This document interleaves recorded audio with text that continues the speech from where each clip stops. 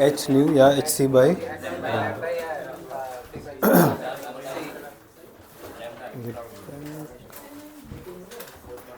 देखना पेन कहीं रखी है क्या। चलिए सवाल लिखिए,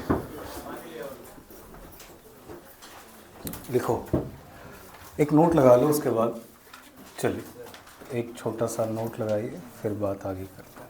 ओके, नोट क्या है देखिए, आइंस्टीन की एक इक्वेशन है E is equal to m into C square, याद है आपको, मास इंटू सी का होल स्क्वायर। यहाँ से मैं एक टर्म क्रिएट करना चाहता हूँ, E इज इक्वल टू, देखो m इंटू सी को एक तरफ कर देता हूँ और एक सी को अलग कर देता हूँ। मुझे बताइए ये टर्म क्या है, m इंटू सी, मोमेंटम। ये स्पीड किसकी है, फोटोन की, तो मोमेंटम किसका होगा, फोटोन का। तो E बराबर मैं लिख सकता हूँ P into C. What is the value of P, E by C, जहाँ पे P क्या है, लीनियर मोमेंटम। क्यों, क्योंकि फोटोन मोशन में होगा ना, लीनियर मोमेंटम। E क्या है उसकी, बोलो बेटा, E उसकी एनर्जी, और C क्या है उसकी स्पीड। तो अगर हमसे कभी कहें what is the momentum of photon, तो आप हमेशा बोलेंगे E बाई सी। ठीक, अब E को रिप्लेस करते चलो तो मोमेंटम के दो फार्मूले हो जाएंगे, एक क्या हो जाएगा h न्यू बाई सी, या हो जाएगा एक h बाई लेमडा, क्योंकि C से C क्या होगा cancel, h C by lambda होता है, तो C से C क्या होगा कैंसिल, तो क्या बचेगा h बाई लेमडा। तो याद रखिएगा, कभी अगर हम मोमेंटम ऑफ फोटोन की बात करें तो आपको ये लिखना होगा। फोटोन का मोमेंटम क्यों होता है, क्योंकि आपको पता है फोटोन एक पर्टिकुलर स्पीड ऑफ लाइट से क्या कर रहा है, आगे बढ़ रहा है, दैट्स वाई फोटोन के पास एक मोमेंटम। लेकिन रेस्ट मास ऑफ फोटोन क्या होता है, ज़ीरो।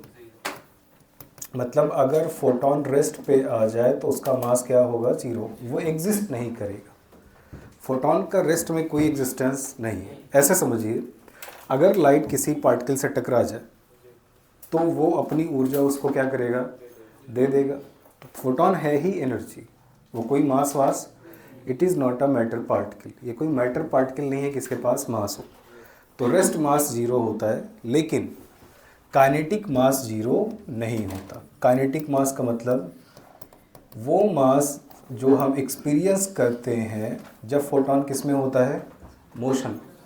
बात समझ लीजिए, रेस्ट मास का कोई एग्जिस्टेंस नहीं है फोटोन का। फोटोन मैटर पार्टिकल नहीं है, वो एक एनर्जी है, और जब वो किसी सरफेस से टकराएगा तो अपनी ऊर्जा उस सरफेस को दे देगा। लेकिन अगर फोटोन मोशन में है, तो मोशन में है तो उसका एक काइनेटिक मास होगा जो कि जीरो नहीं होगा। तो आइंस्टीन की ही इक्वेशन से जो काइनेटिक मास m मिलेगा, m बराबर क्या मिलेगा आपको, E बाई सी स्क्वायर। लेकिन ये तभी मिल पाएगा जब वो किस में हो, वो ट्रैवल कर रहा है। तो real existence of photon rest में पॉसिबल नहीं, सही है। तो रेस्ट मास जीरो है, लेकिन काइनेटिक मास जीरो नहीं है। मास जीरो नहीं है, इसीलिए उसके पास क्या है, मोमेंटम है, कि जब कोई फोटोन ट्रैवल करेगा तो किसी चीज़ से टकराएगा तो मोमेंटम को एक्सर्ट करेगा। मोमेंटम है तो क्या एक्सर्ट करेगा, फोर्स। जहाँ मोमेंटम होता है वहाँ फोर्स होता है। छापी, लाइट का मोमेंटम है अगर, तो ये जब किसी दूसरी मीडियम में जाती है और स्पीड चेंज होती है तो फोर्स क्यों नहीं लगा, किस पे, तो फोर्स क्यों नहीं लगाती है, क्योंकि वो एब्जॉर्ब नहीं हुई ना, वो सीधा चली गई। मोमेंटम चेंज होगा, फोर्स लगेगा, मोमेंटम नहीं बदलेगा, फोर्स नहीं लगेगा। फोर्स लगाती है तभी तो फोटो इलेक्ट्रिक इफेक्ट हो रहा है। अरे ऐसी बात थोड़ी कर सकते हो। देखो, अगर एक मान लो दो मीडियम है, यहाँ पे क्या है, एयर है, यहाँ पे क्या है, वाटर है, लाइट ऐसे ट्रेवल कर रही है, तो हमें पता है एयर में उसकी स्पीड कितनी है, 8, और मीडियम में क्या हो गई, v बराबर सी बाई। तो यहाँ कुछ और मोमेंटम होगा, यहाँ मोमेंटम हवा का होगा, यहाँ मोमेंटम किसका होगा, वाटर का। अगर यहाँ मोमेंटम में चेंज आया है तो ऑब्वियसली फिर सरफेस पे जब फोटोन टकरा रहा होगा तो क्या लगा रहा होगा, फोर्स। क्योंकि क्लासिकल मैकेनिक्स एक फार्मूला है, F external is equal to delta P by T. तो जहाँ जहाँ मोमेंटम क्या होगा, चेंज होगा, वहाँ वहाँ क्या लगेगा, फोर्स लगेगा। अगर मोमेंटम नहीं बदला तो फोर्स भी नहीं बदलेगा, है ना। तो अगर एक लाइट एक माध्यम से दूसरे माध्यम में जा रही है तो हाँ फोर्स एग्जर्ट करेगी। लेकिन एक बात समझ लो, जब यहाँ आप लाइट का बिहेवियर देखते हो तो यहाँ लाइट एज अ क्या ट्रीट की जाती है, वेव ट्रीट की जाती है। आप ये भी तो समझो, लाइट एक क्या है, wave. It is not a matter particle, ये कोई मैटर पार्टिकल थोड़ी है।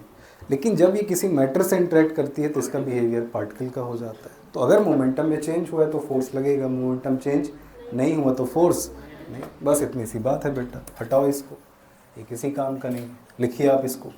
तो रेस्ट मास कितना होता है, 0। काइनेटिक मास नॉन जीरो, तो m इक्वल टू क्या लिखोगे, E बाई सी स्क्वायर। अब E के कितने फार्मूले हैं, 2। अरे है कि नहीं।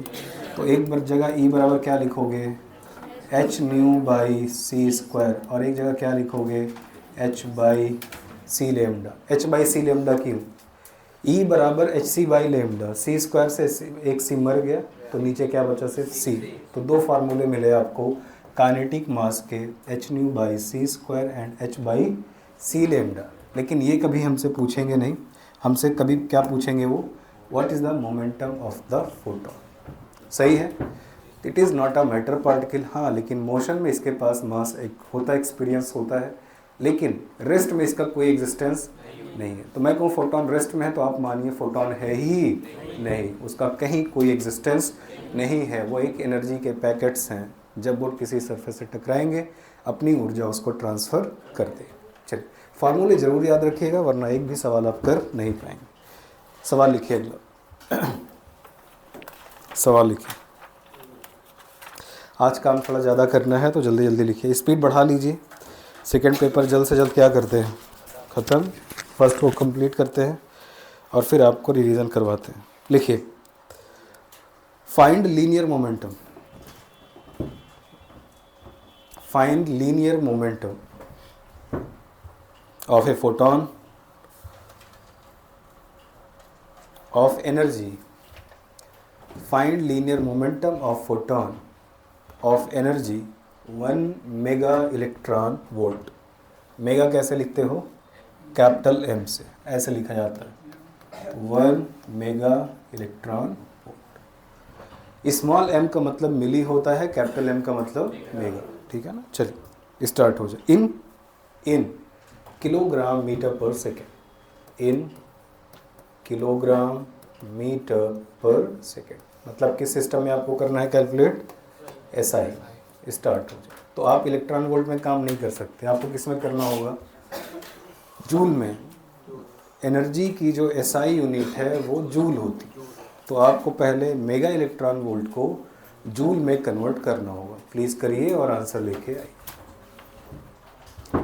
कौन सा फार्मूला लगाएंगे, सवाल में क्या दिया गया है, सवाल में क्या आपको फ्रीक्वेंसी दी गई है या वेवलेंथ दी गई है या फोटोन की ऊर्जा दी गई है, ऊर्जा दी गई है। तो what is the value of P, E by C. E कितना है, 1। मेगा का मतलब कितना होता है ना, 10 की पावर 6। इलेक्ट्रॉन वोल्ट, वोल्ट में कन्वर्ट करने के लिए कितने से मल्टीप्लाई करोगे, इंटू 10 की पावर -19, 3 इंटू 10 की पावर, सॉल्व करिए आंसर लाइए। ओके, तो ये बच्चा 8 ऊपर चला गया, -8, 9 8 17, -27 21, तो 1.6 इंटू 10 की पावर -21 डिवाइडेड बाई 3। इसको 16 करो, इसको 10 की पावर -22 करो, इसको करो 3, 3 पचे 15, 3 त्रिका 9, 10 की पावर -22 किलोग्राम मीटर पर सेकेंड।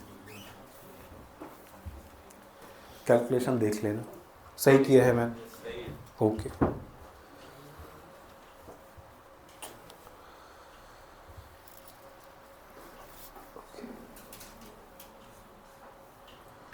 कर लोगे ना।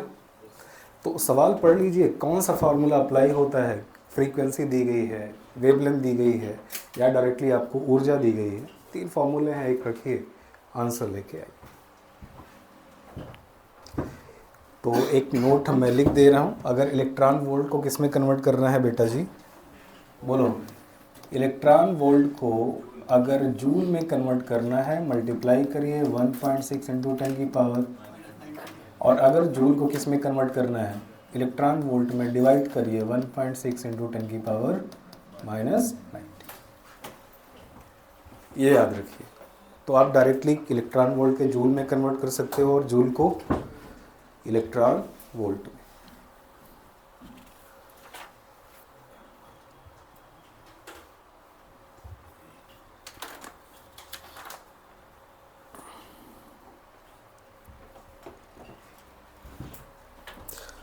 अगला सवाल लिखिए बेटा, थोड़ा जल्दी लिखिए हैं। ओके, नेक्स्ट क्वेश्चन लिखिए। Find frequency of photon. Find frequency of photon.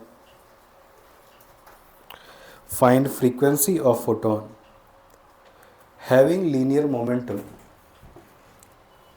Find frequency of photon having linear momentum 3.3, having linear momentum 3.3 into 10 की पावर -25 किलोग्राम मीटर पर second. having linear momentum 3.3 into 10 की पावर -25 मीटर पर second. Linear momentum दिया गया है, क्या पूछा गया है, फ्रीक्वेंसी। कहाँ है फार्मूला, P बराबर h/c। लगाइए, आंसर लेके आइए। तो अगला फार्मूला जो सवाल का है, P बराबर h/c। सॉल्व कर लो बेटा। ओके, सारे SI सिस्टम में है। हाँ, तो मोमेंटम कितना है आपके पास, 3.3 इंटू 10 की पावर -25। h की क्या वैल्यू होती है, इंटू 10 की पावर -34। न्यू आपको चाहिए, और c कितना होगा, 8। तो न्यू किस में आएगा, हर्ट्स में। SI में कैलकुलेट कर रहे हो, सॉल्व कर। ये 10 आ जाएगा, अरे 10 आ जाएगा, या इसको काट दो, क्या 2 गुना हो गया। ओके, तो ये मिला 3 इंटू 10 की पावर 8 7 15 होता है ना, -17, सही है, डिवाइडेड बाई 2 इंटू 10 की पावर -34 इज इक्वल टू। तो ये आ गया 1.5 इंटू 10 की पावर, बोल बेटा, 34 ऊपर चला गया, 17 दूना 34, सही है ना, इज इक्वल। ये किस में आ गया, हर्ट्स। 1.5 इंटू 10 की पावर 70। कैलकुलेशन है मॉडर्न की, वो आपको करनी पड़ेगी। ये एक पहला हिस्सा हो गया, फोटोन क्या होते हैं, फोटोन की एनर्जी निकालते कैसे हैं, फोटोन का मोमेंटम क्या होगा, फोटोन का रेस्ट मास 0 होगा और काइनेटिक मास नॉन जीरो होगा। और काइनेटिक मास होगा E/c², मोमेंटम होगा E/c। बस एक फार्मूला याद रखिए, E/c। अगर कभी आपको फ्रीक्वेंसी वेवलेंथ की बात करता है तो E को रिप्लेस कर दीजिए, E बराबर h नहीं लिख सकते हैं, E बराबर hc/λ। आपके सारे फार्मूले वहीं से बन जाएंगे। Now the next topic is radiation force. NEET के लिए सबसे इम्पॉर्टेंट है। अभी तक जो कुछ पढ़ा है ये बेसिक्स है, इसमें से कहीं नीट का कोई सवाल नहीं है। Next is basic fundamental part है। हाँ, क्या हुआ, कुछ बोलना है। अबे कितना स्लो लिखता है तू भाई, कैलकुलेशन कर लो। अब तो गया, देख के लिखो। रेडिएशन फोर्स, कितना प्रिविलेज लोगे यार, थोड़ा तेज भी लिखा करो, है ना। बहुत स्लो लिख के कोई काम नहीं हो। कैलकुलेशन खुद ही से कर लो, सवाल सामने है, फार्मूला सामने है, कैलकुलेट कर, है ना। कैलकुलेशन थोड़ी देख के की जाती है। अब कुछ लोग सोचते हैं मैं कैलकुलेशन की भी क्या करूं, एक एक स्टेप करूं। अरे वो अपने मन से करो ना, ताकि तुमको पता चले आता है कि नहीं। Next is radiation force. NEET के लिए बहुत ही क्या है, इम्पॉर्टेंट टॉपिक है।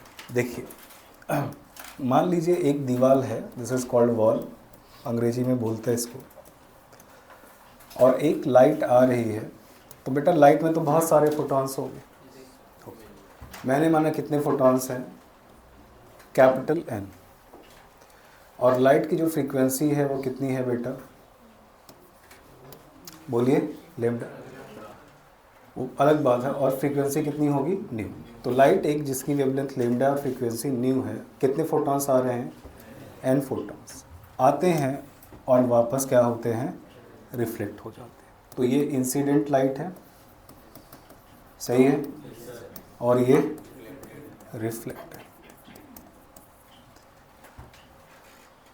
अगर मैं एक फोटॉन की बात करूं मोमेंटम की, तो एक फोटॉन के मोमेंटम की वैल्यू कितनी है, मोमेंटम ऑफ वन फोटॉन बोलेंगे h/λ। कोई डाउट तो नहीं है आपको? ऐसे कितने फोटॉन्स आ रहे हैं, तो what is the total incident momentum on the wall. हाँ बोलना पड़ेगा आपको, बिना बोले काम होगा नहीं बेटा, है ना, क्योंकि फार्मूले डायरेक्ट करने हैं तो आपको बोलना। तो जो टोटल इंसिडेंट मोमेंटम है PI which is equal to capital N h/λ, सही है। तो N फोटॉन्स टकराए और फिर N फोटॉन्स क्या हो गए, रिफ्लेक्ट हुए, सही है ना। तो what is the reflected momentum of the photon, PR, बोलो कितने फोटॉन्स रिफ्लेक्ट हुए, N, और एक फोटॉन की मोमेंटम h/λ, ठीक है ना। और जो कितने समय में हो गया है, कितना टाइम लगा ये होने में, T टाइम लगा स्मॉल t। तो उसने कहा N फोटॉन्स आए, रिफ्लेक्ट हो गए, समय लग गया T।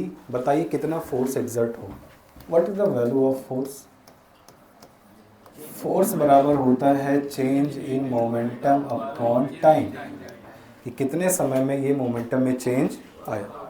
P इनिशियल से P इंसिडेंट से P रिफ्लेक्शन होने में कितना समय लगा, T। लाइट आई, टकराई, लाइट वापस गई, लाइट में कितने फोटॉन्स आए, N। After T time light क्या हो गई, रिफ्लेक्ट हो गई। बताइए फोर्स बराबर क्या लिखें, क्या एक दिशा प्लस की होगी दूसरी माइनस की, तो याद है दोनों जुड़ जाते हैं, अरे जुड़ते हैं ना। तो बोलो कितना मिलेगा आपको, 2 × NH/λ अपॉन T, सही है। मैंने बोला था बॉल आई, बॉल वापस गई, बोलो मोमेंटम कितना, 2m, बोला था ना। ओके, यहाँ से मैं कैलकुलेट कर रहा हूँ F = N/T को एक साथ कर लीजिए और 2h/λ को एक साथ। What is N/T, N is the total number of photon which is incident at time T. तो what is N/T, the number of photons incident on wall per second, कि एक सेकेंड में कितने फोटॉन्स दीवार पर टकरा। This is called small n। तो formula बनेगा 2 n h/λ, याद होना चाहिए। जहाँ पे स्मॉल n क्या है, नंबर ऑफ फोटोन इंसिडेंट पर सेकेंड, एक सेकेंड में कितने फोटॉन्स आ रहे हैं। तो अगर मैं कहूँ एक सेकेंड में 10,000 फोटॉन्स आ रहे हैं, तो क्या तुम फोर्स निकाल सकते हो, 2 × 10,000 × h/, ऑब्वियस ही बात है, फोटोन है तो मैं उसकी वेवलेंथ आपको दूंगा। क्या बात क्लियर हो गया। लेकिन जो कुछ तुमने ड्राइव किया है वो किस सरफेस के लिए ड्राइव किया है, वो है परफेक्टली, रेज को क्या किया उसने, रिफ्लेक्टेड सरफेस। तो अगर आपके सवाल में सरफेस कैसा हो, परफेक्टली रिफ्लेक्टेड, तो फोर्स कितना एग्जर्ट होगा, 2 n h/λ, जहाँ पे स्मॉल n दीवार पर एक सेकेंड में कितने फोटॉन्स आकर के टकरा रहे, और लेमडा क्या होगी उसकी वेवलेंथ। याद रहेगा, अच्छा। तो मुझे इससे मतलब नहीं है, मुझे सीधा किससे मतलब है, F = 2 n h/λ। ये तब अप्लाई करेंगे जब रिफ्लेक्टेड सरफेस हो। तो नोट कैसे बनाना है ये भी सुनो, ये सब छोड़ दो, एक रे ले जाओ, एक रे वापस ले आओ, फिर क्या करना है, फार्मूला लिखो, F बराबर 2NH बाई लेमडा। लेकिन ये तभी लगा सकते हो जब रेज कैसी हो, सरफेस कैसी हो, परफेक्टली रिफ्लेक्टेड, ताकि तुम्हारी नोट्स में जो प्रॉब्लम है वो ना दिखे तुमको। प्रॉब्लम ही तो है ना ये समझना, इस कैपिटल एन समझने की ज़रूरत नहीं। हम 99.9% सवालों में फोटोन पर सेकंड देते हैं, बोलेंगे कि 1 सेकंड में इतने फोटॉन्स दीवार से टकरा रहे हैं।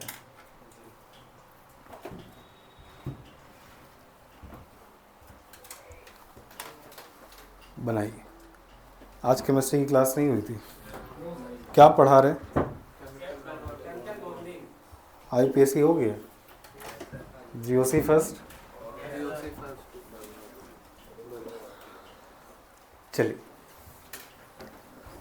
तो दूसरा टॉपिक क्या होगा, परफेक्टली कैसी सरफेस होगी। अगर बेटा सरफेस एब्जॉर्बिंग हो गई तो जो रिफ्लेक्टेड रेट थी वो अब नहीं मिली है आपको, अरे बोलो ना, तो जितने फोटॉन्स हैं सबके सब क्या हो गए, एब्जॉर्ब। जहाँ 2 लगा है वहाँ से 2 क्या कर दीजिए, क्योंकि डेल्टा पी इस बार 2NH बाई लेमडा नहीं मिलेगा, क्या मिलेगा, NH बाई लेमडा। तो what is the force for perfectly absorbing surface, NH by lambda. बात क्लियर हो गई। क्यों, क्योंकि उस समय PR बराबर क्या होगा, 0। रिफ्लेक्टेड मोमेंटम, रिफ्लेक्टेड मोमेंटम क्या रहेगी, 0, क्योंकि रेज रिफ्लेक्ट ही, फोटॉन्स रिफ्लेक्ट ही नहीं। तो जो चेंज इन मोमेंटम 2 mv का था वो अब सिर्फ कितने का बचेगा, mv का। तो वहाँ से 2 क्या हो जाएगा, गए। तो 2 फार्मूले के याद दिमाग में भर ले बेटा। रिफ्लेक्शन के लिए 2NH बाई लेमडा और एब्जॉर्बिंग के लिए NH बाई लेमडा। याद हो गया तो सवाल अभी देखो फटाफट निकलते चले जाएंगे।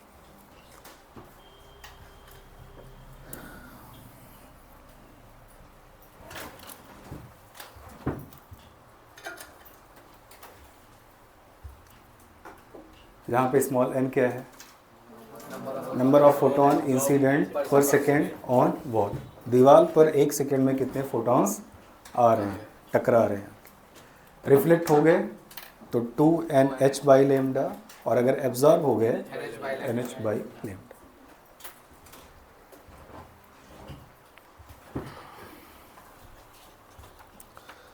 चलिए एक सवाल इस पे लिखिए।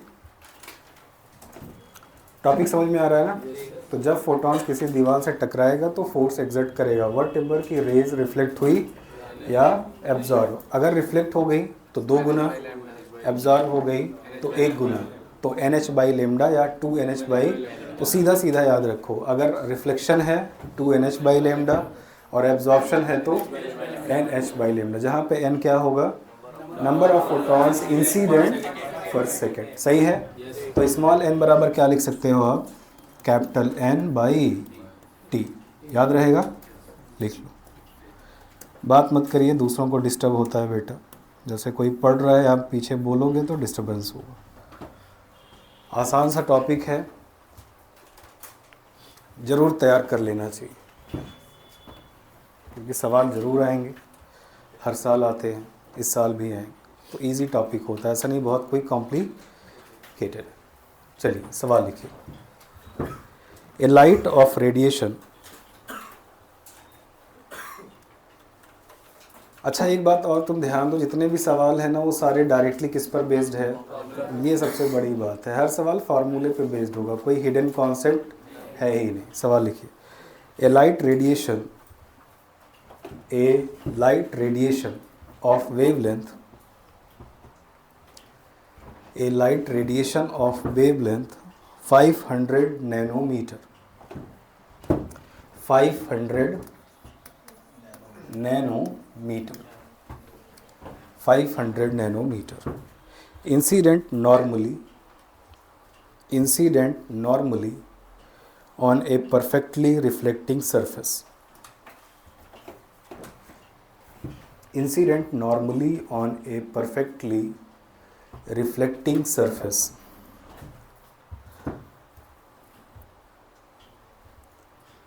If force experienced by surface, perfectly reflecting surface, if force experienced by surface, if force experienced by surface is 0.2 is 0.2 micronewton, 0.2 micronewton. Find number of photon striking per second. Find number of photon striking per second. क्या पूछा गया है? Small N. Surface कैसी है? Perfectly reflective. Force दिया गया है, wavelength दी गई है, एन निकाल लो। फार्मूला क्या होगा? बहुत बढ़िया, 2 स्मॉल एन एच बाई। सारी कैलकुलेशन किस में करना है आपको? तो फोर्स किस में होना चाहिए? न्यूटन में। वेवलेंथ किस में होनी चाहिए? मीटर। स्टार्ट हो जाए। 0.2 माइक्रो न्यूटन मतलब कितने न्यूटन? माइक्रो का मतलब कितना होता है? 10 की पावर -6 न्यूटन। सही है। 2 स्मॉल एन हमें चाहिए, एच की वैल्यू और लेमडा कितना है बेटा? 500 क्या? हमें मीटर में चाहिए, तो 500 इंटू 10 की पावर 4 नहीं, नैनोमीटर को मीटर में कन्वर्ट करने का मतलब है 10 की पावर -9। स्टार्ट हो जाइए, सॉल्व करके आंसर बताइए। इजी टॉपिक्स हैं, डायरेक्टली फार्मूले बेस्ड हैं, कोई हसल नहीं है कॉन्सेप्ट्स में। सीधा सीधा याद रखना है, गेम खत्म है। बोल भाई। पहले 0 पावर दशमलव को सेटल कर लिया करो तो कैलकुलेशन आसान हो जाएगी। आओ सेटल कर लेते हैं।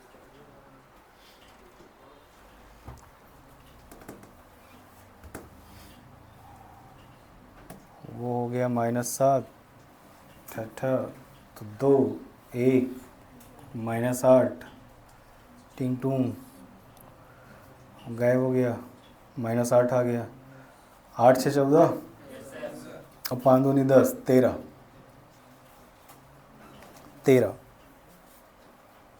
या 2 से 2 काट ही दो, 5 ही बच जाएगा।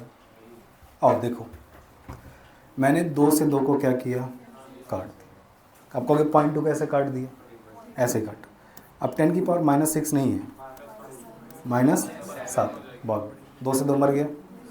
यहाँ मैं 5 लिख रहा हूँ, तो यहाँ कितना लिखना होगा? अरे सही है ना, 2 0 गायब है तो 2 कम कर लो, डिवाइडेड बाई 6.6 इंटू 10 की power is equal to, start हो जाओ। 7 7 14 -34 20, सही है। तो 50 बटा 6 इंटू 10 की पावर 19। सॉल्व कर डालो, समथिंग बता दे फिर। देख लो, 7 42 तो मेरे को मालूम है 7 बार आएगा।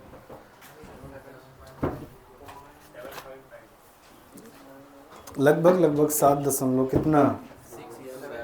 मोबाइल निकाल। 7.2 सही है, इंटू 10 की power 19 is equal to n। Okay, देख लो, कैलकुलेशन ही है, टॉपिक में कोई दम थोड़ी है। मैंने नोट्स बनाई है ना, ऐसे सीधा सीधा लिखा होगा। मैंने E बराबर HCH new by lambda, F बराबर NH by lambda 2NH by lambda. आगे और बनाऊंगा तो और सिर्फ फार्मूले लिखे हैं उसमें, और पूरा मॉडर्न 10 मिनट का होता है। 4 टॉपिक हैं, वो भी छोटे छोटे साले हैं, और 4 सवाल दे देंगे। तो दिमाग से पढ़ो तो 35 क्वेश्चन आउट है, हमेशा मिलेगा तुमको।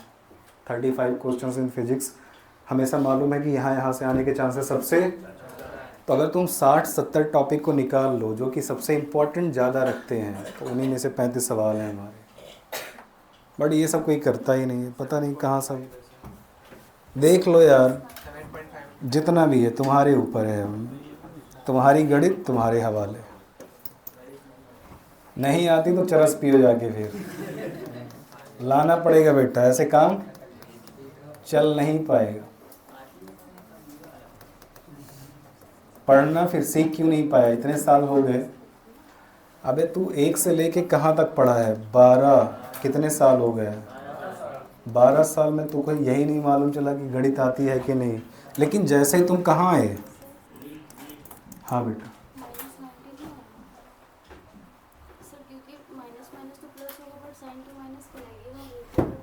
रुको रुको, ये नीचे आ गया तो ऊपर गया तो प्लस हो गया। हाँ, तुम 12 तक पढ़े, तेरे को कुछ नहीं मालूम चला। नीट में आती तुझे क्या मालूम चला? गणित नहीं आती। अभी भी देखो गलती क्या है, तुम साला मई जून में आए होगे, जून जुलाई अगस्त सितंबर अक्टूबर नवंबर, कितना मंथ हो गए? ये तुम्हारी नालायकी बता रही है कि 6 मंथ में तुम 5-6 टॉपिक गणित के नहीं पढ़ पाए। और तुम परेशान मत रहो, 4 साल तुम नहीं पढ़ पाओगे, ये सच्चाई है। 3-3 साल तक नहीं पढ़ पाएंगे।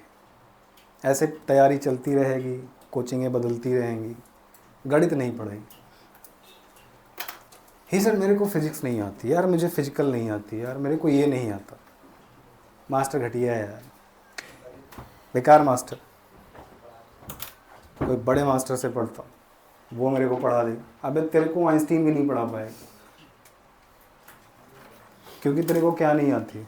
क्या तू दुखती रग पे हाथ रख देता जब देख। मैथमेटिक्स हर बच्चे की क्या है? दुखती हुई रग है, और उसको कोई सही नहीं करता। तुम जब तक इसको स्ट्रांग नहीं करोगे, तुम स्ट्रांग बन ही नहीं सकते नीट के। तुम्हें मैथ तुम्हें स्ट्रांग बनाएगी। मैं जब पढ़ रहा था, तुमने पूछा नहीं मैं कैसे पढ़ रहा था। पागलों की तरह 4 महीने मैथमेटिक्स पढ़ी है मैंने उसके पहले, बिना कुछ सोचे। मुझे फ़र्क नहीं पड़ता गुरुजी क्या पढ़ा रहे हैं, मुझे फ़र्क पड़ता गणित क्या पढ़नी है आज। जब मुझे लग गया अब गणित क्या हो गई मेरे हाथ में, भैया लो आप गुरुजी कहाँ पढ़ा लिए हैं, पढ़ाओ। अब तो बस मुझे क्या करना था, प्रोसेस को समझ के याद रखना था। गणित में मसला ही नहीं था, सवाल तो सवाल लग गया, उसका क्या बन गया आंसर। तब वो 4-4 घंटे की स्टडी हुई है, हवा में थोड़ी हो गई। एलसीएम आता नहीं, 4 घंटे फिजिक्स पढ़ के बैठे हुए किस काम का है? 6 महीने हो गए तुमने मैथ नहीं पढ़ी, यकीन मानना, यकीन 3 साल तक तुम नहीं पढ़ोगे। सब यही करते हैं, क्योंकि साला 2 साल तक तो मैंने नहीं पढ़ी, जबकि मैं एक समझदार इंसान था। मैं समझदार था तो कितने साल नहीं पढ़ी? तुम वो हो, तुम तो नहीं पढ़ो। ये हमें मालूम होता है, तैयारी करने वाला आएगा, वो साला सब कुछ पढ़ सकता है, लेकिन क्या नहीं पढ़ेगा। और गणित नहीं पढ़ेगा तो 2-3 साल वो मस्त लखनऊ में खाली घूमेगा, क्योंकि सीरियस नहीं रहेगा ना। सीरियसनेस तब आती जब सवाल क्या बनने होने लगे। आप सवाल करिए, सवाल हो जाए, आप सीरियस हो जाओगे स्टडी को लेके। तो मैं जो राय दे रहा हूँ अभी मान लो, गणित पढ़ लो, वरना सिलेक्शन क्या, 300 नंबर भी पार कभी एग्ज़ाम में नहीं कर पाओगे। 300 नंबर भी, 600 650 बहुत दूर की बात है। अब वाला फिजिक्स में गणित कहाँ आती है? ये आती है फार्मूला सामने है, गणित लगाना पड़ेगा। चलो आप आओ, बात आगे करो, पढ़ लो बेटा। ज़्यादा बेहतर क्या है, मेहनत एक एक टॉपिक पे कर लो। एक दिन दशमलव, एक दिन पावर, एक दिन रूट, एक दिन भाग, गुणा, जोड़, घटाओ। यार 7 ही 8 टॉपिक तो टोटल है। एक टॉपिक एक दिन पढ़ो तो 10 दिन में कंप्लीट कर सकते हो। बट वही है ना, कौन करना चाहे। आइए स्पेक्ट्रम के बारे में लिखिए। आइए यार, मैं बातचीत नहीं करना चाहता, मैं क्या चाहता हूँ सिर्फ पढ़िए। आइए, आपको स्पेक्ट्रम मालूम होना चाहिए। एक्सरे के बाद क्या आता है? गामा रेस के बाद एक्सरे आता है, माफ़ करना। गामा रेस के बाद क्या आएगा? एक्सरे के बाद क्या आएगा? UV rays. यूवी के बाद क्या आएगा? ना बेटा, विजिबल आएगा, विजिबल के बाद इंफ्रारेड आएगा, इंफ्रा के बाद माइक्रोवेव आएगी और माइक्रो के बाद रेडियो। माइक्रोवेव है, रेडियो। अगर आप इस तरफ चलते हैं तो आप देखेंगे वेवलेंथ की वैल्यू क्या होगी, बढ़ेगी तो फ्रीक्वेंसी क्या होगी, कम, तो ऊर्जा क्या होगी, पागल हो रहे हो, ऊर्जा भी, क्योंकि ऊर्जा directly depends on frequency and inversely depends on the wavelength. तो अगर कोई चीज़ इन्वर्सली डिपेंडेंट है तो अगर वो टर्म बढ़ेगा तो दूसरा, और डायरेक्टली डिपेंडेंट है तो पहला बढ़ा तो दूसरा भी। तो फ्रीक्वेंसी घटने के कारण ऊर्जा क्या होती है। इसका मतलब जैसे जैसे तुम आगे बढ़ते जाओगे फोटॉन्स की एनर्जी, सबसे ज़्यादा एनर्जेटिक फोटॉन किसके होते हैं, गामा रेस के होते हैं, और सबसे कम एनर्जेटिक किसके होते हैं, रेडियो वेव्स के होते हैं। लिख लीजिए।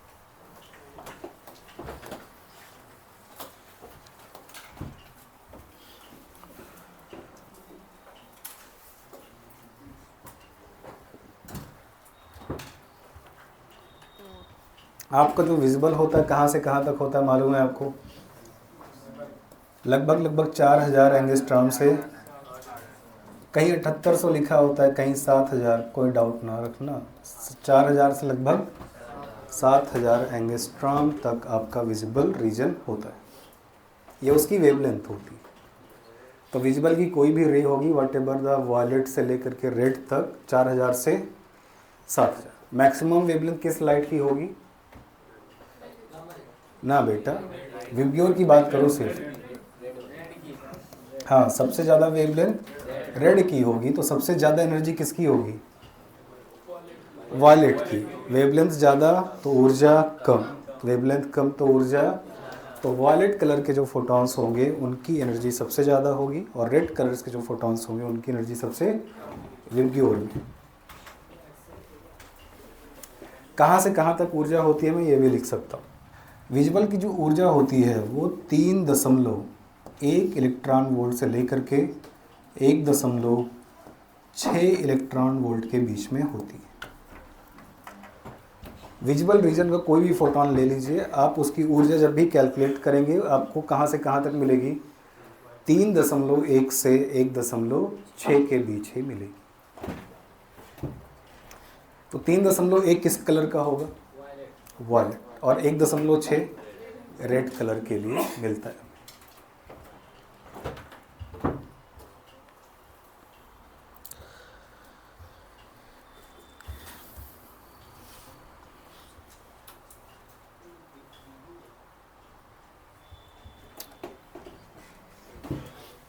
सही है।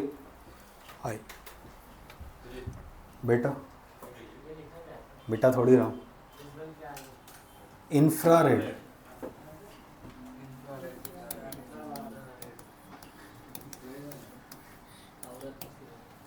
इंफ्रारेड। वो बदतमीजी मत करना वरना अभी क्लास से उठाऊंगा, भगा दूंगा बाहर। क्या है,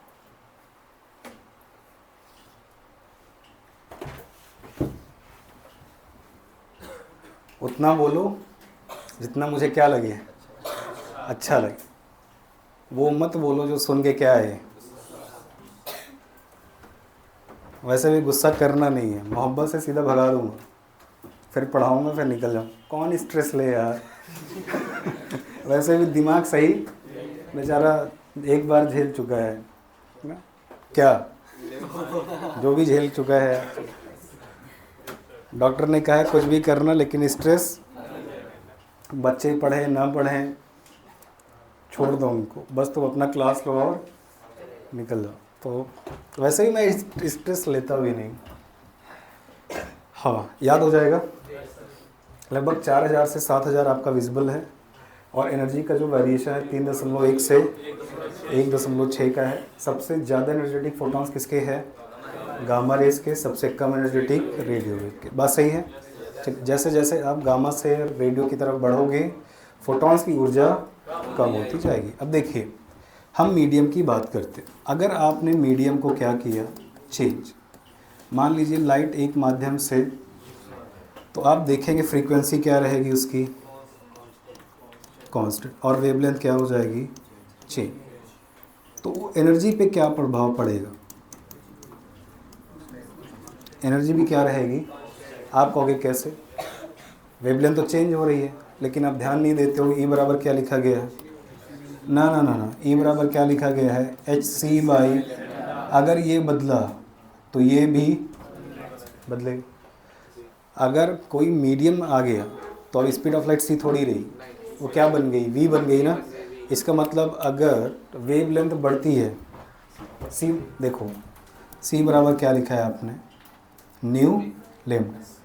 सी is called speed of the wave. V बराबर क्या मैं न्यू लेमडा लिख सकता हूँ, क्या नहीं बदलता, न्यू। तो जब लेमडा घटेगा तब वी भी क्या होगा, कम होगा। इसका मतलब लेमडा घटने से जब एक माध्यम से दूसरे माध्यम में जाएगी और उसकी वेवलेंथ में कमी आएगी तो उसकी स्पीड भी कम, इसलिए कोई प्रभाव नहीं पड़ा। अरे बात समझ में आ गया। तो वेवलेंथ चेंज होने से एनर्जी में कोई चेंज नहीं आता है। छापिए इसको, ई कांस्टेंट रहेगा जब भले ही माध्यम बदलता जाए।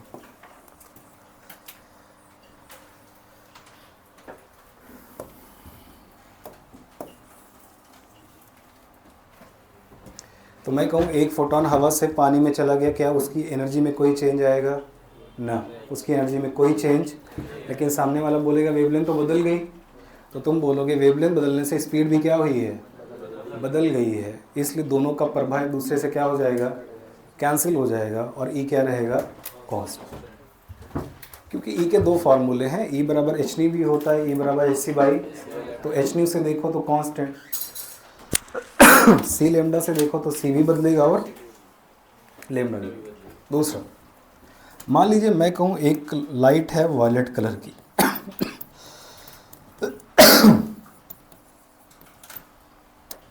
मतलब इसके जितने भी फोटॉन्स होंगे उन सब की एनर्जी क्या होगी, कांस्टेंट होगी। मतलब क्या होगी, से। तो अगर वायलेट कलर में 1,00,000 फोटॉन्स ट्रैवल कर रहे हैं तो उन 1,00,000 फोटॉन्स की एनर्जी क्या रहेगी, same wavelength, same frequency. This is called monochromatic source. क्या बोलते हैं इसको, मोनोक्रोमैटिक लाइट। इसका मतलब एक ऐसी लाइट जो एक सिंगल कलर से बनी है और जिसमें रहने वाले सारे फोटॉन्स की एनर्जी क्या रहेगी, सेम रहेगी, सभी की वेवलेंथ सेम, सभी की फ्रीक्वेंसी सेम। तो अगर कोई मोनोक्रोमैटिक लाइट है तो उसके फोटॉन की फ्रीक्वेंसी और उनके फोटॉन्स की वेवलेंथ क्या रहेगी, सेम रहेगी। तो आप किसी भी फोटॉन की एनर्जी निकालें, सबकी क्या रहेगी, एक दूसरे के बराबर। कभी कभी बोलता है बाइक्रोमैटिक सोर्स। बाइक्रोमैटिक का मतलब कितनी लाइट्स हैं, दो लाइट्स आ रही हैं। तो दो लाइट्स आ रही हैं तो दो अलग अलग वेवलेंथ की आ रही हैं, तो दो अलग अलग एनर्जी। एक लाइट की एक एनर्जी होगी, दूसरी लाइट की, जैसे मैं बोलूँ वाइट लाइट आ रही है, वाइट लाइट में कितने कलर्स हैं, 7। तो 7 कलर्स के लिए सातों की अलग अलग क्या होगी, वेवलेंथ। तो सातों कलर्स के लिए अलग एनर्जी क्या होगी। तो हर कलर की जो फोटॉन्स हैं उनकी ऊर्जा क्या रहेगी, अलग। तो सवाल जब बोले मोनोक्रोमैटिक है, मतलब जो भी सोर्स है वो एक सिंगल कलर को क्या कर रहा है, इमिट। जैसे आपका बल्ब जो येलो कलर का जलता है ना, मैं बोलूँ आपका जो बल्ब है वो गोल वाला, वो कौन सा कलर इमिट करता है, आप बोलोगे येलो। तो उसके जो फोटॉन्स हैं उन सब की वेवलेंथ और फ्रीक्वेंसी क्या रहेगी, भले वो एक सेकेंड में 1,00,000 फोटॉन्स इमिट कर रहा हो, लेकिन सबकी फ्रीक्वेंसी और वेवलेंथ, तो हर फोटॉन की ऊर्जा उसमें क्या रहेगी, बराबर। बात क्लियर होगी।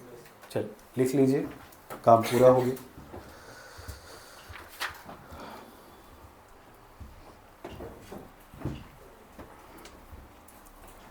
Now the next is intensity and power. ये लिख लिया, लिख लीजिए।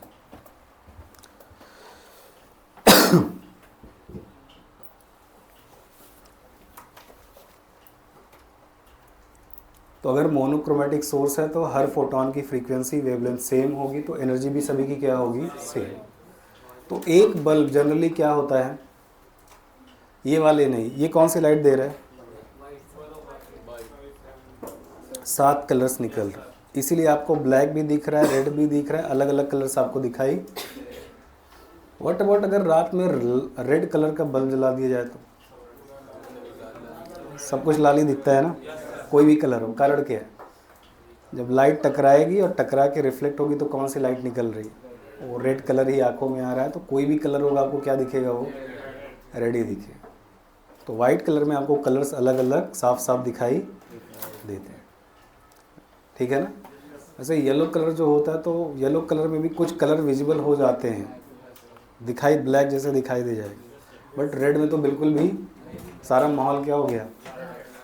हाँ, चलिए next is intensity and power. लिख लिया इसको, ओके।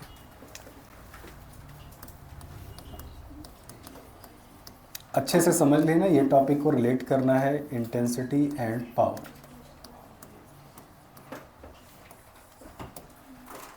ये दरअसल जो सब आपने फोर्स का फार्मूला लिखा है ना, NH/λ या 2NH/λ, वो कभी उस फ्रेम में नहीं मिलेगा आपको। वो हमेशा पावर और इंटेंसिटी के फ्रेम में सवाल नीट ने पूछा है। तो अभी मैं क्या करूँगा, पहले पावर इंटेंसिटी बता के फिर उसको मैं वहाँ पे एडजस्ट कर दूँ। बस आप याद रखना NH/λ। चलो सबसे पहले पावर का डोनेशन क्या है? P फॉर मोमेंटम भी होता है, P फॉर पावर। तो पहला जो टर्म लिखा गया P का वो क्या है? Momentum, which is E/c। अब क्या पढ़ने चल रहा है? पावर। देखिए सपोज करिए मेरे पास एक बल्ब हो, क्या हो बेटा? बल्ब दिख रहा है, कुछ और दिख रहा है? मैं बल्ब ही बनाता हूँ। अब सही है, ओके। ये एक बल्ब है। मान लीजिए बल्ब की पावर कितना है बेटा? वाट पावर की यूनिट होती है। इसको ज़रा ओपन करो वाट को, तो वाट का मतलब होता है 100, वाट का मतलब होता है जूल पर। अब बोलो पावर क्या होती है? बल्ब के द्वारा 1 सेकंड में कितनी एनर्जी दी गई है, इमिट की गई है, वही उसकी क्या है? The energy emitted by the bulb in 1 second is called power of the liquid. लिखो बेटा, डेफिनेशन लिखो। The energy emitted by bulb, energy emitted by bulb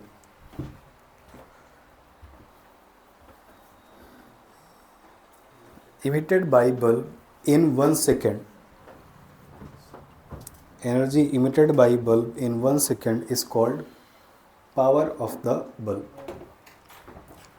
1 second में बल्ब के द्वारा जो लाइट एनर्जी इमिट की गई है वही उसकी क्या है? पावर।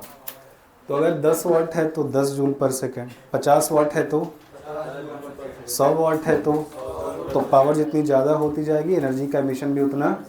अच्छा ये बल्ब है तो बल्ब का काम है लाइट एनर्जी को, सॉरी इलेक्ट्रिकल एनर्जी को लाइट में कन्वर्ट करना। तो हम मानते हैं पावर 100, एफिशिएंसी 100% है, जितना रेटेड है उतना ही आपको। तो वो 100 वाट कंज्यूम कर रहा है तो 100 वाट आपको लाइट के फॉर्म में दे दे रहा है। तो बल्ब का काम है इलेक्ट्रिकल एनर्जी को किस में कन्वर्ट करना। तो मैं इलेक्ट्रिकल एनर्जी से 100 जूल ले रहा हूँ 1 सेकेंड में, और आपको लाइट में कन्वर्ट करके कितना दे दे रहा हूँ? 100 जूल दे दे रहा हूँ। ये हमारी क्या हो गई? पावर। अब सुनिए, मैं मानता हूँ जब ये लाइट इमिट करेगा तो क्या चारों दिशा में करेगा? बहुत बढ़िया। उसने कितने फोटॉन्स इमिट किए? कैपिटल N फोटॉन, क्योंकि लाइट इमिट कर रहा है बल्ब ना। तो लाइट इमिट कर रहा है मतलब क्या बाहर निकाल रहे हैं? फोटॉन्स निकल रहे हैं। एक या बहुत सारे?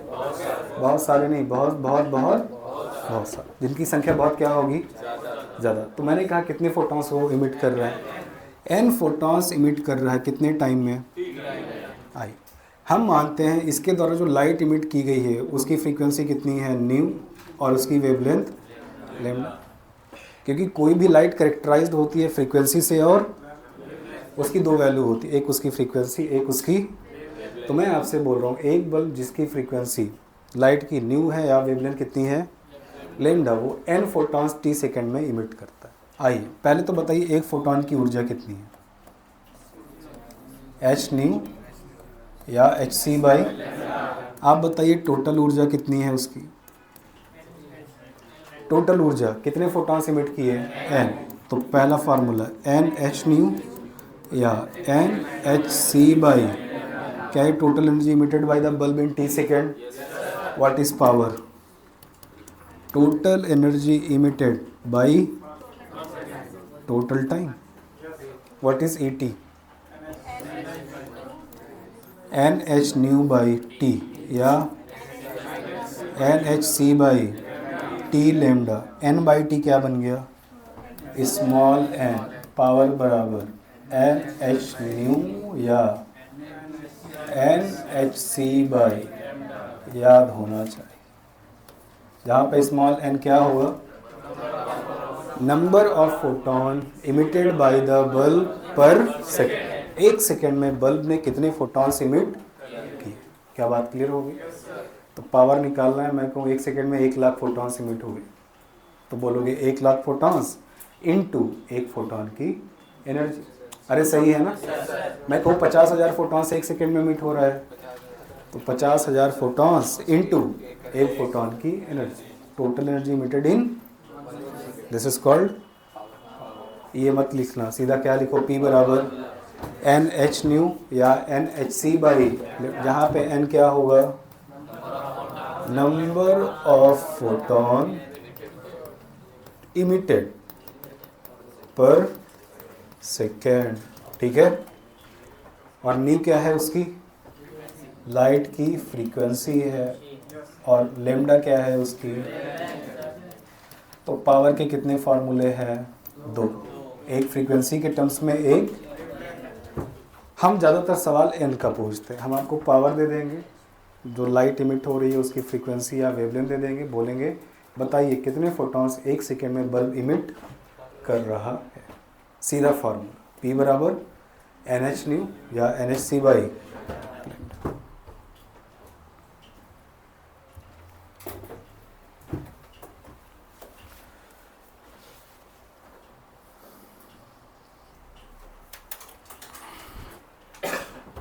तो सीधा सीधा याद रखो, एक सेकेंड में कितने फोटॉन्स इमिट हो रहे हैं इनटू एक फोटॉन की energy is called power, power of the.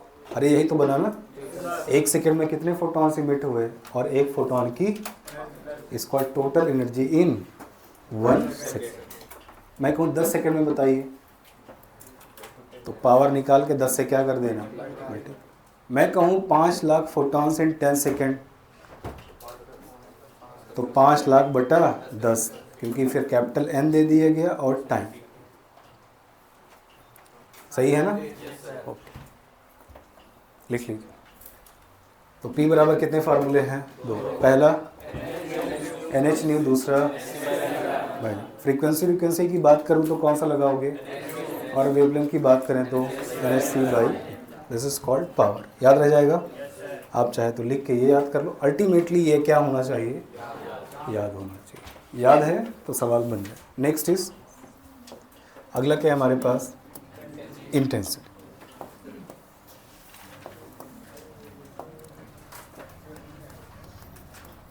Intensity, this is called capital I. Intensity capital I. देखिए,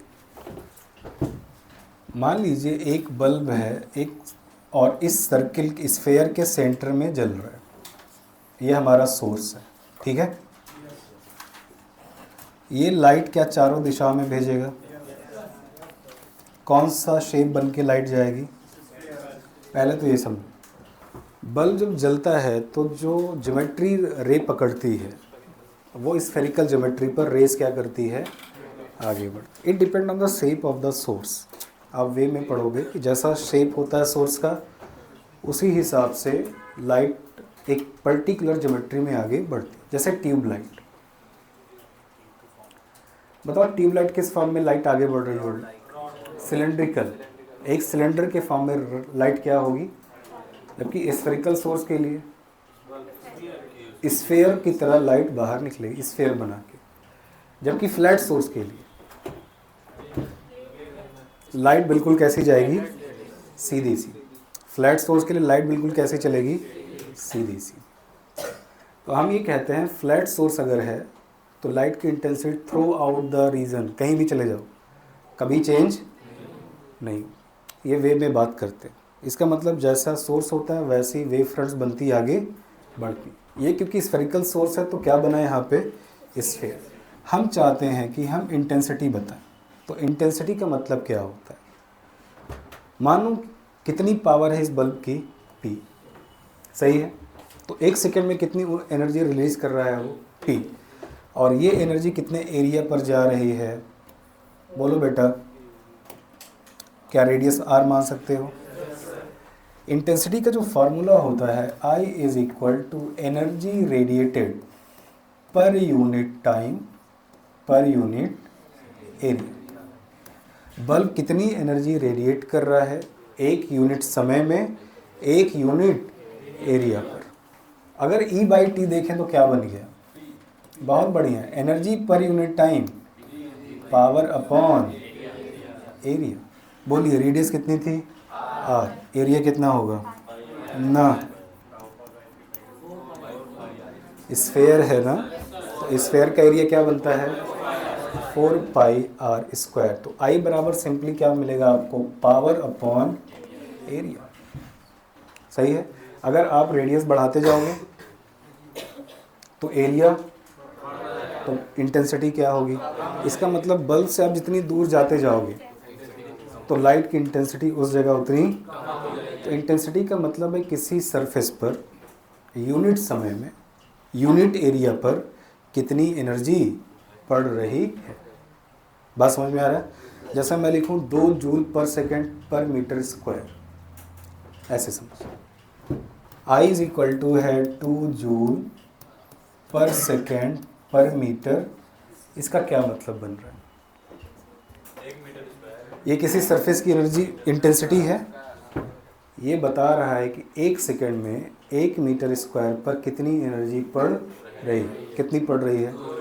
तो जो सरफेस कितनी दूर किसी दूरी पर होगा उस सरफेस पर 1 सेकेंड में 2 जूल पर मीटर स्क्वायर की इंटेंसिटी है। तो अगर अपने लफ्ज़ों में बोलो तो इंटेंसिटी का मतलब है किसी सरफेस पर 1 सेकेंड में यूनिट एरिया पर कितनी एनर्जी पड़ रही है। एनर्जी ज़्यादा पड़ेगी तो इंटेंसिटी भी, तो जितना ज़्यादा हम पास होंगे इंटेंसिटी उतनी, और जितना दूर होते जाएंगे इंटेंसिटी। इसका मतलब intensity depends on the distance between the surface and source. अगर सरफेस बहुत दूर है सोर्स से और सरफेस बहुत पास है तो ऑब्वियस सी बात है, बल्ब जला लो तो बल्ब के पास हाथ लेके जाओगे तो बहुत ज़्यादा लाइट आएगी हाथ पर, दूर जाते जाओगे तो कम, एक समय आएगा बहुत ही कम। तो intensity depends on the separation between surface and source. छापी तो I बराबर सीधा क्या लिखोगे, P/I। ये फार्मूला बना दो। P का फार्मूला कितने तरीके के हैं, बोल बेटा, 2। तो I के कितने फार्मूले बनेंगे, 2। तो I बराबर क्या मिलेगा, NH/A, या क्या मिलेगा NHc/λ। छाप लीजिए। तो I बराबर सीधा क्या याद रखिए, P/A। जहाँ पे P का फार्मूला लगाओगे तो किसका फार्मूला बन जाएगा, छापी। ग्राफ थोड़ी है, फिगर है बेटा। कितनी बेइज्जती कराओगे तुम। कोई पूछेगा तुमसे तुम कहाँ पढ़ते हो, तुम बोलोगे मुझे सर से पढ़ते हैं। यार नाम तो सुना है उनका यार। तुम कहोगे ये क्या है, बोलेगा फिगर डायग्राम है। क्या है, ग्राफ है। कहेगा धन हो गया। बेइज्जती मत कराओ बेटा, क्योंकि आपसे जब कोई सवाल पूछेगा आप नहीं बता पाओगे तो आपको कुछ नहीं बोलेगा, वो सीधा उस टीचर को ब्लेम करेगा जिससे तुम, अरे कहाँ पढ़ रहे हो, तुम्हें तो यही नहीं आता। तो बेइज्जती करा रहे हो मतलब तुम लोग।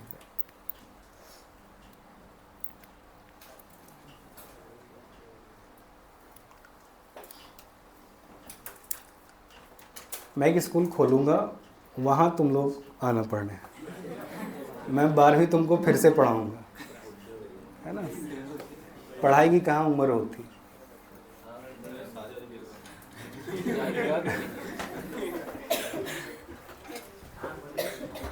है?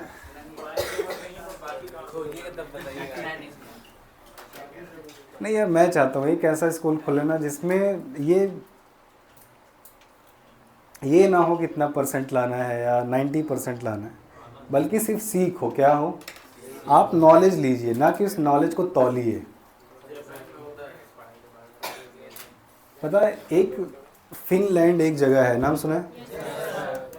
पूरी दुनिया का, अगर आपको ये देखना है कि पढ़ाई होती कैसे है, वहाँ जाके देखो। वहाँ कहीं कोई एग्ज़ाम नहीं है, कोई रिज़ल्ट नहीं होता। कह रहा तो बढ़िया है। वहाँ सिर्फ प्रैक्टिस होती है किसी भी चीज़ की। तो देखो, ये ऐसे करो, ये ऐसे करो, ये ऐसे काम करता है, फोर्स ऐसे बिहेव करता है। उसका कोई एग्ज़ाम नहीं है।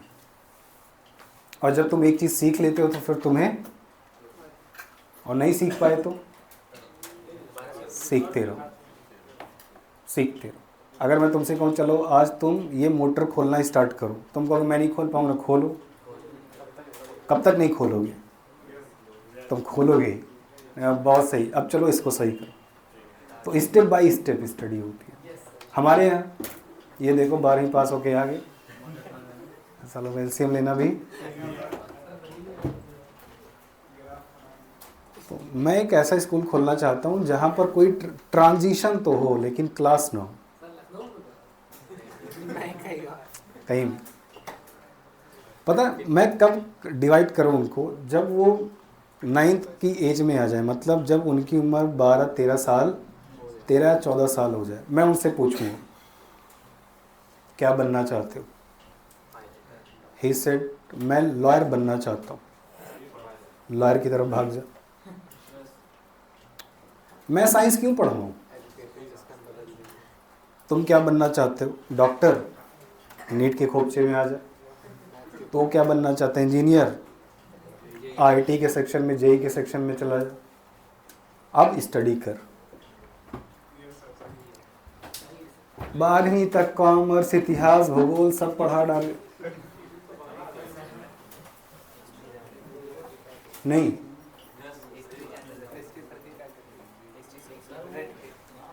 हिस्टोरियन बनना है हिस्ट्री की तरफ, जियोलॉजिस्ट बनना है भूगोल की तरफ, एस्ट्रोनॉट बनना है आसमान की तरफ।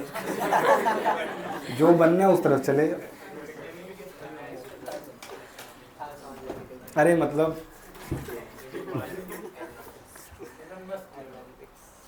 एक 9th के बच्चे को कहो चल तेरे को एस्ट्रोनॉमी सिखाता हूँ, वो सीख लेगा भैया। क्षमता होती है उसमें, ही नोज एवरीथिंग। किताब पढ़ेगा, सीख लेगा। मैं जापानी बोलता हूँ, हिचो हिचू छेंगो। तो समझ बात को, क्योंकि 1 से 12 पूरा क्या हो गया है। और ये डिपेंड नहीं करता स्कूल कौन सा है। तुम टाई लगा के जाओ चाहे तुम वैसे चले जाओ, सब बेकार है। बुरा मत मानना, ये सच्चाई है। तुम्हारे मास्टर को खुद ही नहीं आता। अबे वो 10,000 में पढ़ाता है, 10,000 में कहाँ मास्टरी होगी? 10,000 में तो घर का खर्चा पूरा नहीं होता। बच्चा बीमार है तो उसको टेंशन तुम्हारी पढ़ाई की थोड़ी है, और पैसे की है यार। कहीं से पैसा मिल जाता तो बच्चे को आज दिखा देता। तुमको क्या पढ़ाएगा 10,000 रुपये? मैं तुम्हारे स्कूल की फ़ीस पता कर लो, और टीचर को कितना देते हैं मालूम चलो।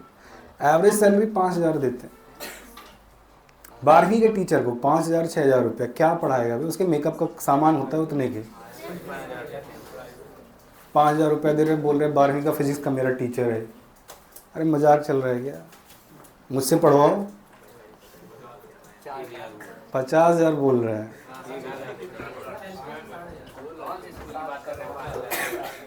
हैं? अरे यार जो गाँव ग्राम में स्कूल है वहाँ यही रेट है यार, 5,000, 6,000, 7,000। तो यहाँ कौन सा बहुत बड़ा तीर मार ले रहे हैं? मेरा एक बच्चा था लखनऊ का, वो MBBS कर रहा है। मैंने कहा यार ये बताओ तुम्हारा स्कूल कैसा है? उसने एक लाइन बताई, महा घटिया। मैंने कहा मतलब? उसने कहा वहाँ पढ़ाई थोड़ी होती है, वहाँ किताब खोल के बोलते हैं इतना क्या कर लो, याद करो। आप जिसमें क्षमता है उसको याद कर लिए, जिसमें नहीं है वो ये तुम्हारा कौन सा स्कूल है? सेंट फ्रांसिस है? यही फ्रांसिस है ना? इसके 3 बच्चे मेरे पास है, पहचान के थे। मुझे लगा साले पढ़ने वाले हूँ, तुमसे भी गए गुजरे थे। मैंने कहा क्या पढ़ाई नहीं होती, क्या दिक्कत है स्कूल में? कहा स्कूल में क्या पढ़ाई, मास्टर को ना पढ़ाने में इंटरेस्ट है ना बच्चों को पढ़ने में। तो स्कूल से क्या फ़र्क पड़ता है? कोई भी स्कूल हो, 5 लाख फीस हो, कोई दिक्कत नहीं है। ला मार्टिनियस की बात जानता हूँ, वहाँ भी स्टडी नहीं, क्योंकि ला मार्टिनियन का भी बच्चा भी मेरे पास था एक बार। उसने कहा सर ग्रेविटेशन पढ़ा दो। मैंने कहा मतलब तुम्हारे स्कूल में ग्रेविटेशन नहीं पढ़ाया गया?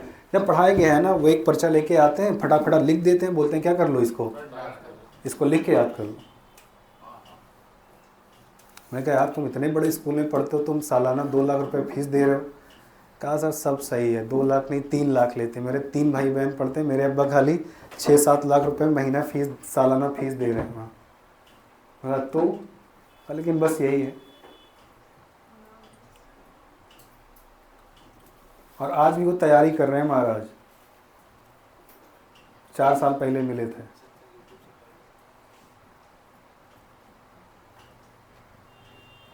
कब से पढ़ रहे हैं? पहली क्लास से। कहाँ पढ़ रहे हैं? ला मार्टिनियस में, इतना बड़ा स्कूल है वो। ज़्यादा चोचले ज़्यादा है ना, ये वहाँ चले गए, वहाँ चले गए, ये बुलवा दिया, वो बुलवा दिया, बुलवाए जा रहे। पढ़ा कौन रहा है? पढ़ा रहा होता तो इतनी बुरी हालत थोड़ी होती है। और जब बहस करते हो तो बहुत बड़ा स्कूल है, जा तो पढ़ ले।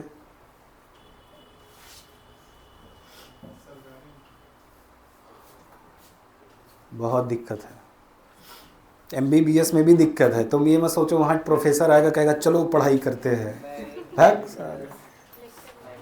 कुछ नहीं बोलेगा। बोलेगा ये पन्ना इस पेज से लेकर के उस पेज तक, चलो जाओ। पढ़ाई कहाँ होती है? तुमको लगता है कोई तुमको बोलेगा आओ मैं तुमको पढ़ाता हूँ सिखाता हूँ? डॉक्टरी सिखाता नहीं कोई, हम खुद सीखते हैं। हमारी क्यूरियोसिटी होती है हम ये जाने। लाइब्रेरी में 10-10 घंटा बैठ के किताब चाटना पड़ता है, तब कहीं जाके MD क्रैक होता है, पोस्ट ग्रेजुएशन 12-12 घंटे।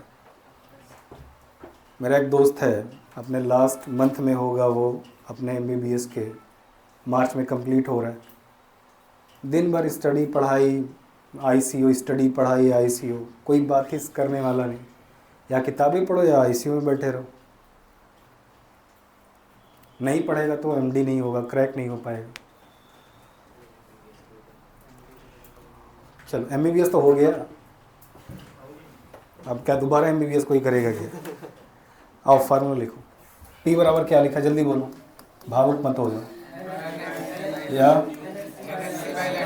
और I बराबर, जल्दी बोलिए, NH/, या और तुमको एक जादू दिखाऊं, बोला था क्या याद रखना? मिला? बोले यहाँ से NH/λ बराबर क्या मिला? पाप लग, PC नहीं बे, सही है। और यहाँ से NH/λ क्या मिला?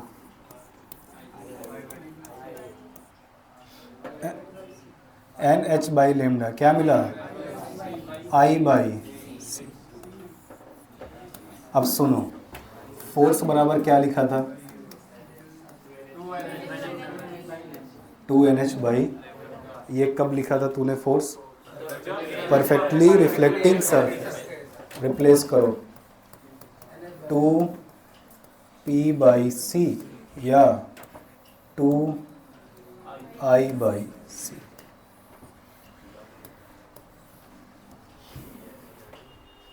समझ में आ गया? कुछ नहीं समझ में आया ना?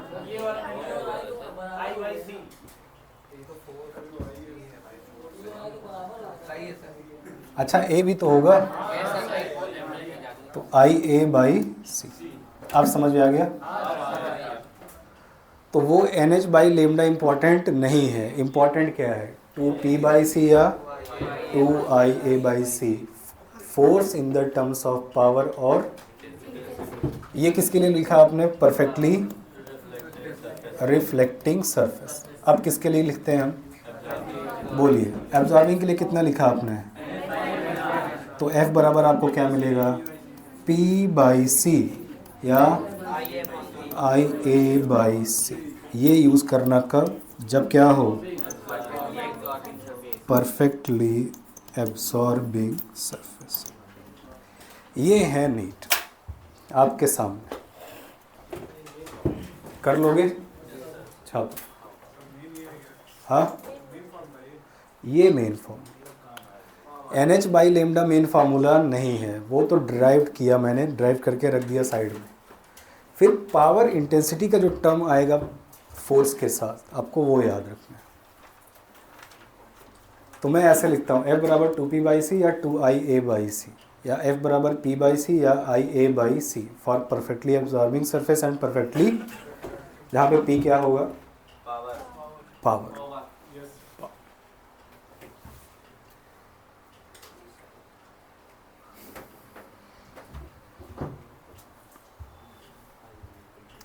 तो ये फॉर्मूले हैं जो बहुत क्या है हमारे लिए, वेरी वेरी इम्पोर्टेंट। ठीक है, याद रखिएगा, भूलिएगा मत।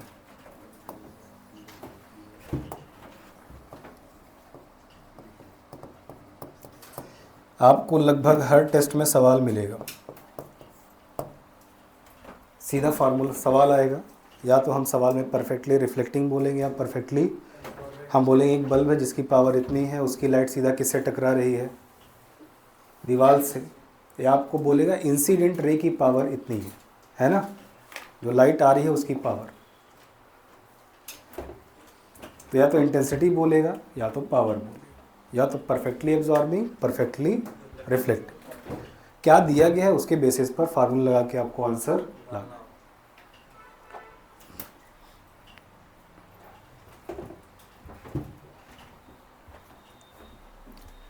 तो टोटल कितने फार्मूले बने हैं? आई थिंक एक फार्मूला पावर का, दो फार्मूला बना, दो फार्मूला इंटेंसिटी का बना, और दो फार्मूले फोर्स के बने हैं, रिफ्लेक्टिंग के लिए और absorb, in the terms of power and in the terms of intensity. Reflecting है तो 2 लगा देना, एब्जॉर्बिंग है तो 2, बाकी सब तो सेम ही रहेगा।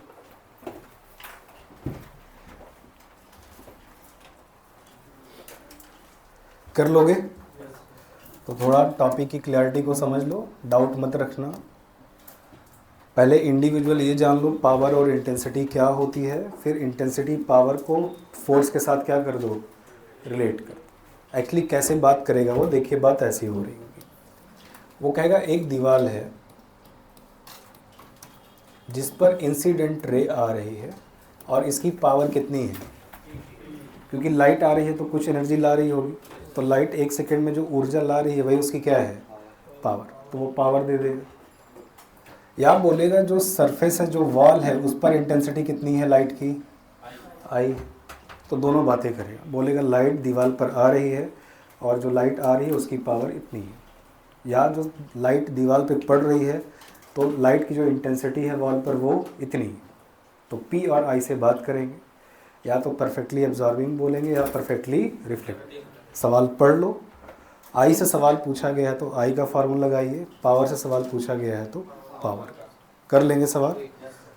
अगर आपसे कभी ये पूछा जाए फोर्स निकाल दिया, प्रेशर बताइए, प्रेशर बराबर क्या होता है? एरिया किसका होगा, वॉल का। तो मैं मानता हूँ दीवार का टोटल एरिया कितना है, ए। बोलता है बताइए कितना प्रेशर एग्जर्ट हो रहा है, तो आप बोलोगे F बाई, यहाँ से बना सकते हो F बाई ए को, बना लो। तो A से मल्टीप्लाई करो, A से डिवाइड, तो यहाँ बनेगा 2P/AC, अरे बोलो ना, और यहाँ बनेगा 2I/, क्योंकि A नीचे चला जाएगा। यहाँ से बनाना है तो F/A करना है, तो A से मल्टीप्लाई करो, A से डिवाइड, तो A नीचे चला गया, F/A, तो बनेगा P/AC, और यहाँ बनेगा I। तो एक काम करो, प्रेशर इज इक्वल टू, एक फार्मूला लिखिए 2I/C, और प्रेशर इज इक्वल टू एक फार्मूला लिखिए I/C।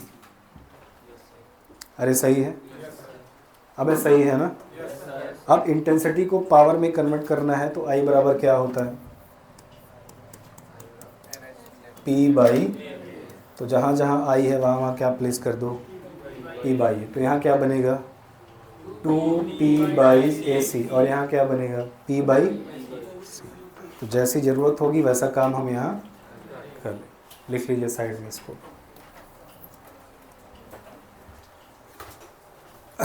सारा कॉम्प्लिकेशन फार्मूलों को क्या करने में है, समझने में और याद करने में, तो वो आज काम पूरा कर लो। Done. This is the first topic of the photoelectric effect. बस सवाल बचे हैं, टाइम भी नहीं बचा है, तो कल आएंगे, कल इसे क्या कंप्लीट करेंगे क्वेश्चन। तो कल आइएगा तो सारे फार्मूले अच्छे से और उनका फॉर्मेट भी समझ के आएगा, कहाँ कैसे अप्लाई करना है। अरे नहीं बेटा, ये P क्या है बेटा, पावर है। एक तो साला हर जगह P for pressure, P for power, P for momentum, काफ़ी कॉम्प्लिकेटेड हो जाता है ना। तो ये एक ऐसा टॉपिक है जिसमें P दो आते हैं, 3 P आ जाएंगे, एक प्रेशर वाला, एक पावर वाला और एक, तो I के साथ जो P होता है वो क्या होता है, पावर।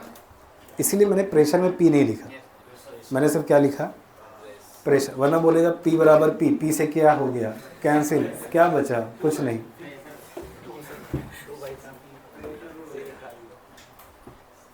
अच्छा, बात समझ में आ गई। तो एक बार परफेक्टली रिफ्लेक्टिंग के लिए F बराबर बोले भाई 2P बाई सी या 2IA बाई सी, जहाँ पे A क्या होगा, एरिया किसका, एरिया ऑफ वॉल या फ्लोर जहाँ पर आप फोर्स निकाल रहे, और परफेक्टली एब्जॉर्बिंग में क्या बोलोगे, P बाई सी या IA बाई सी, जहाँ पे P power, C speed of the light. अब मेंस में सवाल आया पिछले साल उन्हें सवाल पूछा, एक लाइट पानी में ट्रैवल कर रही, सही है, और पानी में ट्रैवल करके एक वॉल से टकरा जाती है, बताइए कितना फोर्स एग्जर्ट करेगी।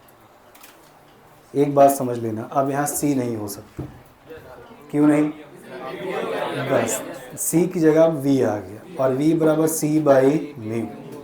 तो सवाल बनाया गया है, उन्हें कहा वैक्यूम हटा के कोई मीडियम लेके आओ। तो जब मीडियम सवाल पढ़िए, सवाल में अगर मीडियम है तो C की जगह आपको क्या प्लेस करना होगा, V, और V बराबर कहाँ से मिलेगा, ऑप्टिक्स का पहला लेक्चर, V बराबर सर C बाई, और जहाँ पे म्यू क्या होगा उसका रिफ्रैक्टिव इंडेक्स। तो पिछले साल, हाँ, जिसका भी मीडियम, वाटर है तो वाटर, ऑयल है तो ऑयल, ग्लिसरीन है तो कांच है तो कांच, ये यहाँ से करना पड़ेगा। ज़्यादातर लोग क्या छाप देंगे 2P बाई सी, सवाल क्या हो जाएगा, क्योंकि मीडियम बदल दिया है तो स्पीड भी क्या होगी अब, अरे समझ में आ गया, ओके, इतना याद रख के आओगे। कल आएंगे। अब क्या, अब तो क्लास ख़त्म होगी, अब वो सब पीछे देखेंगे, अब रहने दें। चलिए, थैंक यू। इतना तैयार करिए, कोई डाउट हो आके पूछिए।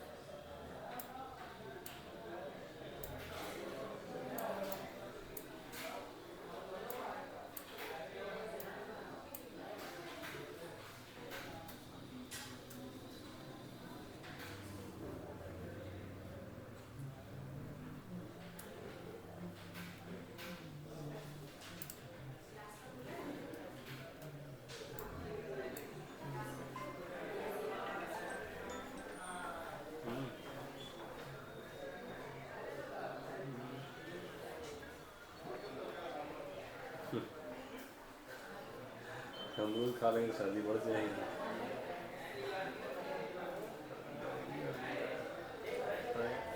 ले आओ सिंपल से समोसा ही ले आओ, उसके बाद समोसे नहीं। हाँ ले लो यार समोसा।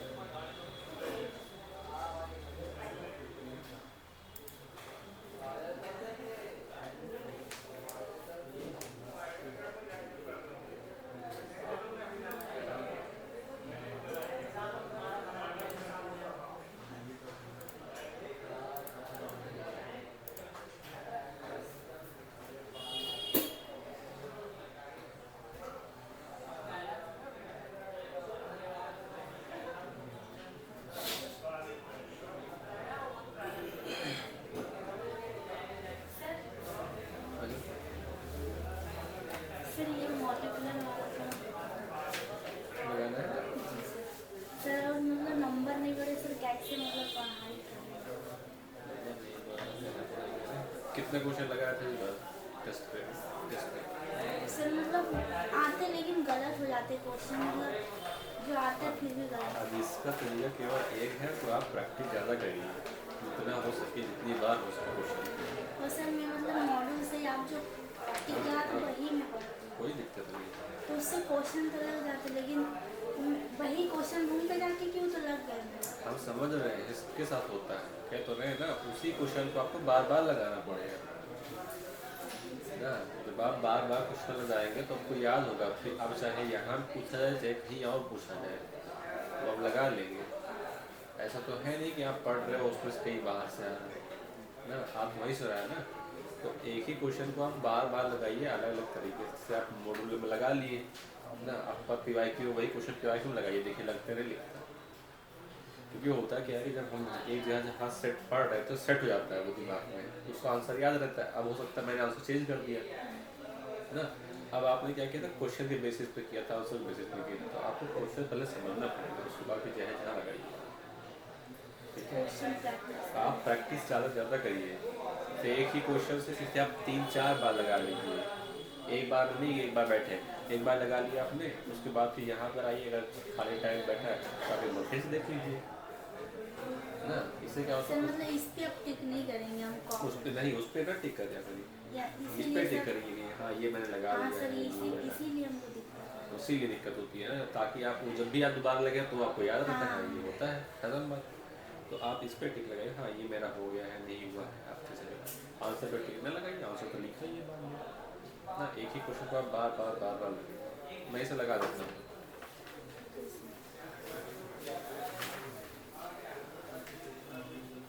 तो ये लोग इस तरह चाहिए 93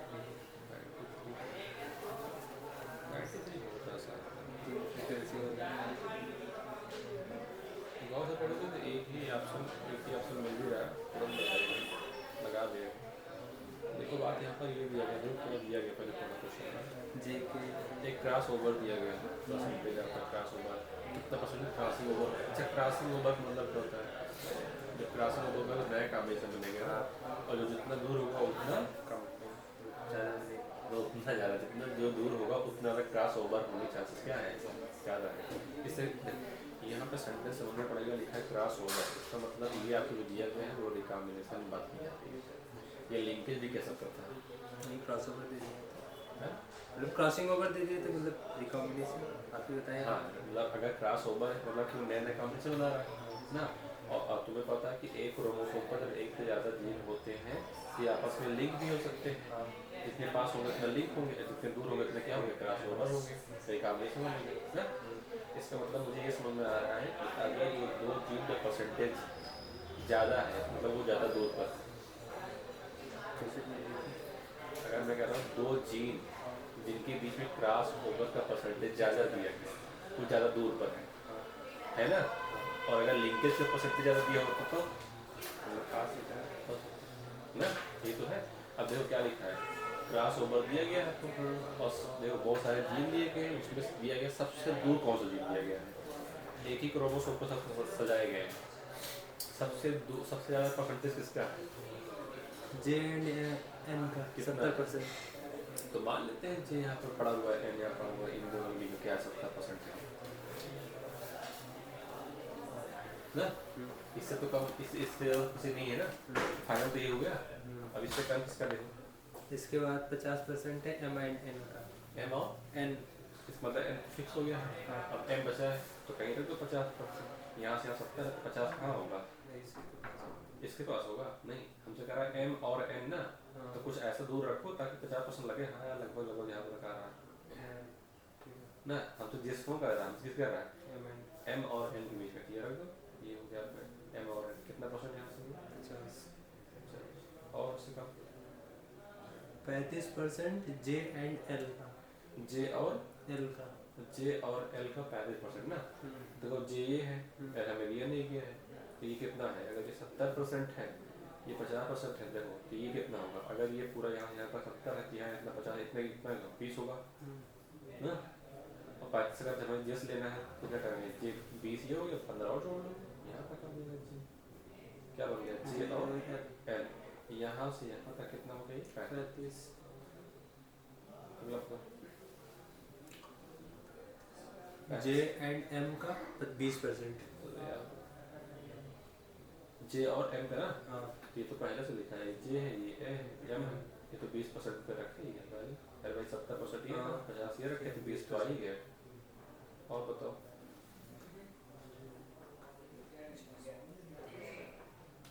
कि 15%। एल एंड के का 15%, एल एंड के का 15% एंड एम एंड एल का भी 15%। नहीं कुछ बताओ, एम और एल का 15% तो है यहाँ पर।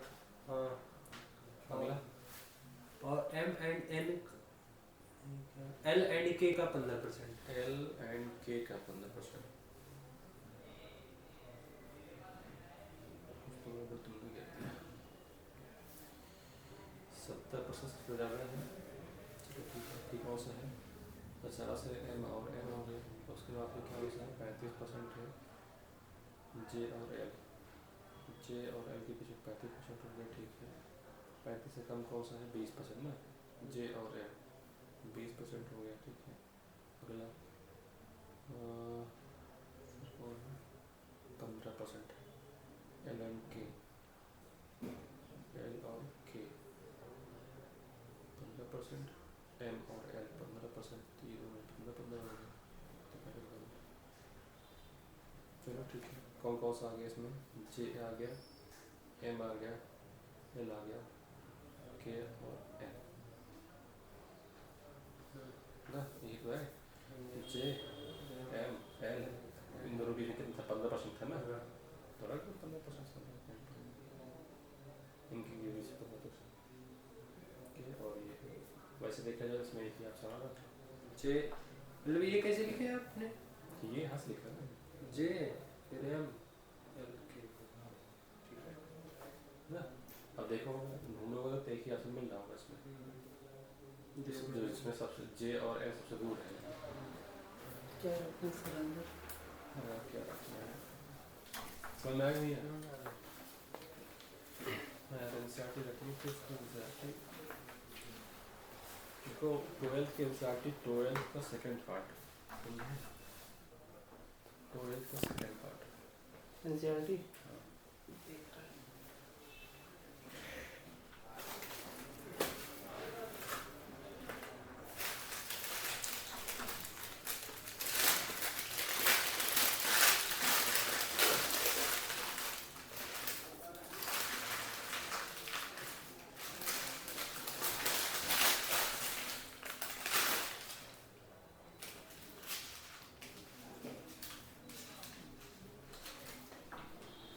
यही है क्या यही वहाँ रखी तो बस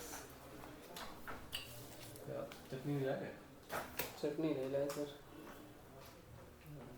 तीखा खाने की तो मंगाए थे।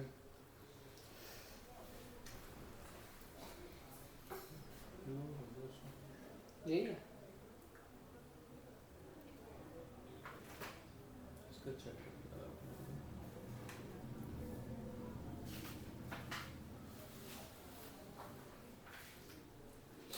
ऐसा कुछ कर देना। बस इसी को